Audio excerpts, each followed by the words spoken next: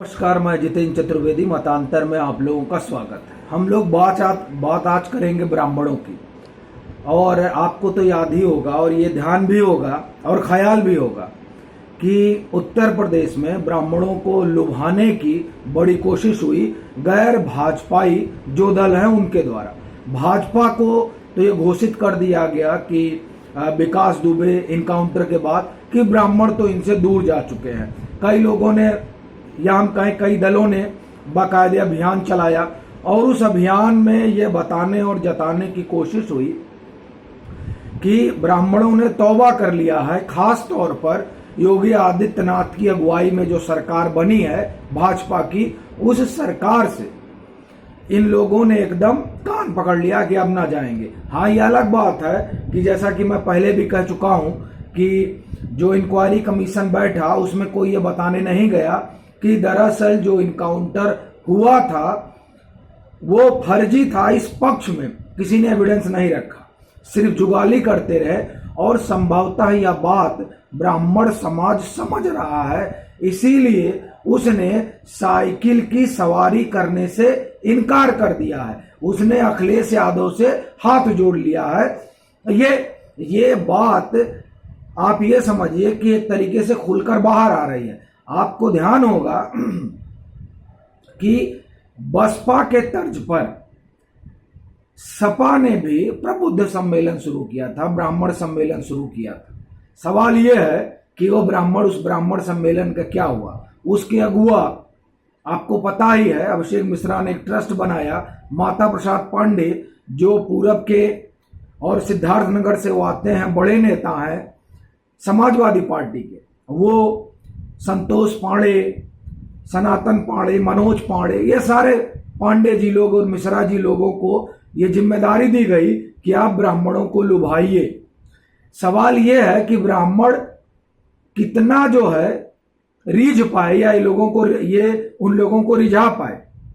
क्रांति भूमि मतलब बलिया, बागी बलिया से बिगुल बजाया गया, लेकिन जब वहां से बिगुल बजाया गया ब्राह्मणों को जोड़ने का समाजवादी पार्टी से, तो बड़ी मजेदार बात यह है कि जिन लोगों ने ये बिगुल बजाया वो लोग उस बलिया में गए जहां बगावत स्वभाव है।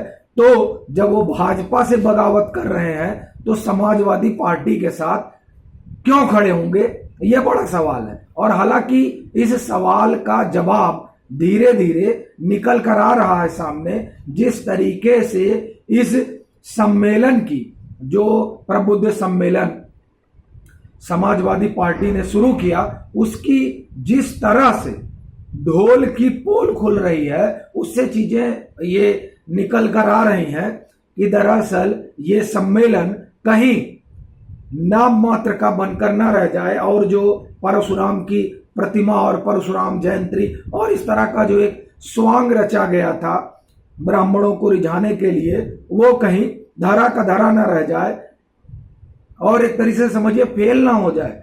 क्योंकि ये जो बसपा ने ब्राह्मण सम्मेलन किया उसकी तो बड़ी चर्चा हुई और उसकी बड़ी वजह ये रही कि बसपा में ब्राह्मणों का एक बड़ा चेहरा सतीश चंद्र मिश्रा, और खुद जिस तरीके से मायावती आगे बढ़कर ब्राह्मणों को मुनहार कर रही हैं, और उसकी एक बड़ी वजह यह भी है कि ब्राह्मणों को जोड़कर 2007 में बहन मायावती ने जो चमत्कार किया वो एक चमत्कार है और उस चमत्कार का एक प्रभाव है।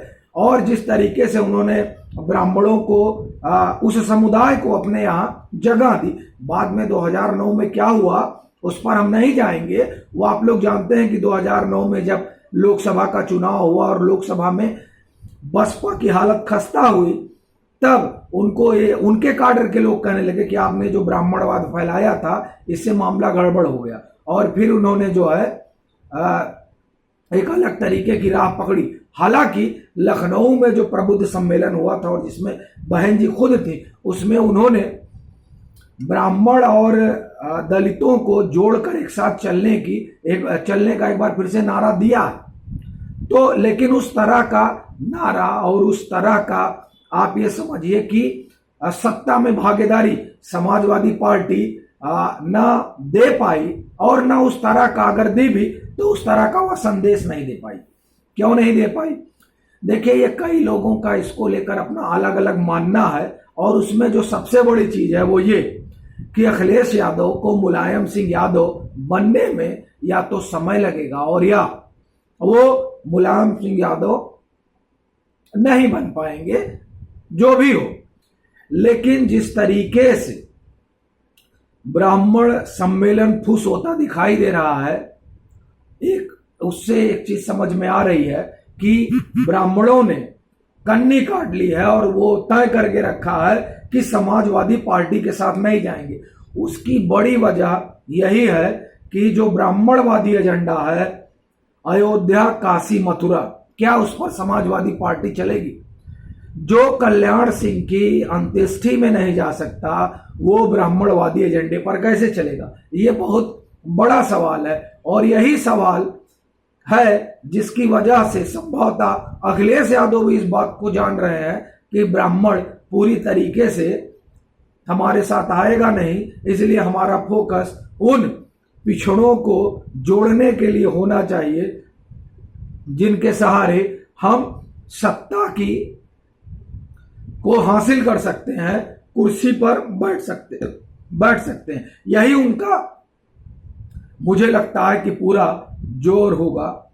नहीं तो अगर ब्राह्मणों को लेकर इतना वो सजग होते, और हमको लगता है कि संभवतः हो सकता है वो सजग हो, लेकिन ब्राह्मण ही ये जानता है कि समाजवादी पार्टी का एजेंडा क्या है।